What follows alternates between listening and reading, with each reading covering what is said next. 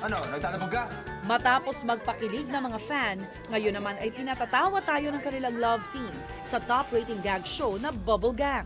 Kabilang kasi sila sa regular segment nito na Antonieta na ginagampanan naman ni Betong Sumaya. Hindi na talaga matatapos to, Danilo! Lagi mo na lang kami inaamay! Hindi ito matatapos hanggat hindi kayo nakakakita o nakakaisip ng mga bagong idea para sa soap opera.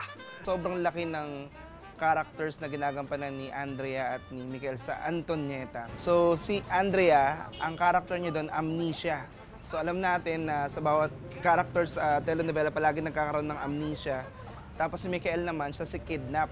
Kasi ganoon din palagi may kidnap sa telenovela. Kampo ng mga pangit! Hoy, hoy, hoy! Huh? Ano kaguluhan to? Danilo! Danilo! Kayo ba komedyante? Innate na yung pagiging komedyante sa inyo? Ako po, una medyo nape-pressure ako na pa. Hindi ako nakakatawa.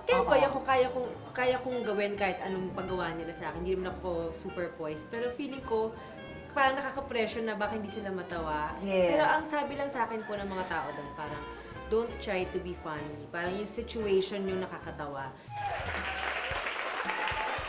Kamakailan, nag-guest sina Andrea at Micael sa cooking show na Idol sa Kusina ng GMA News TV. Maging ang hosts ng programa na sina Chef Boy at Bettina Carlos, tila kilig na kilig sa tambalan ng dalawa. Excuse me po! Excuse me po! Bakit po merong kilig na nangyayari dito? May sikreto kami pinag-uusapan dito. Ngayong darating na Oktubre, may bago na namang programang pagbibidahan sina Andrea at Micael, ang lihim ni Anasandra. Pero di gaya ng mga una nilang TV shows, marami raw dapat abangan sa muling pagtatambal ng dalawa. Even the title would suggest na there is some maturity to it already. So, considering their actual age now, pati yung naging maturity naman na nila in terms of acting and exposure and fan base, mas matured na Andrea Torres na to and Micael Daes. Lahat tayo may sikreto na dala-dala. We need to love others regardless of their secret. So, kailangan mahalin natin ang ibang tao. Alright. Kung ano man ang lihim nila.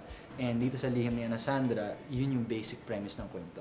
Bakit maiibang Andrea ang makikita namin? Kilala ako ng mga tao na medyo very wholesome. Pero ito medyo ipupush pa namin ni Micael na para iba naman ang version ng Micael and Andrea ang makita nila. Mas mature talaga yung mga scenes. 5, 4, 3, 2! Action! Binisita namin sina Micael at Andrea sa taping nila para sa Ang Lihim ni Anasandra. Ninervous siya nung una, pero parang kinakalma ko siya, kinakausap ko siya, para hindi siya parang mailang sa akin. Nakita ko yung bata may potential, kaya talagang super support din ako kay Andrea. Micael naman din, on-cam, talagang on character siya. Tapos pag off-cam, makulit, makwento, so mabait siya, and talagang maganda rin ang artista rin. Lahat ng artista dito sa Anasandra, isa ito sa pinakamasaya kong naging teleserye. So masaya dito sa set namin. Lahat walang nakakainis, walang ganon. Kung may kanya-kanyang sikreto ang mga karakter ni na Andrea at Micael sa programa, ano naman kaya ang itinatagong lihim ng dalawa sa tunay na buhay? Si Micael, nag-workout siya ng weird na mga oras, 1 a.m., 3 a.m., 12 midnight, ganyan siya mag-workout. Kasi sobrang yung schedule niya, grabe na, and yung body clock niya talagang medyo messed up na. Lihim naman ni Andrea na pwede mong i-booking sa amin.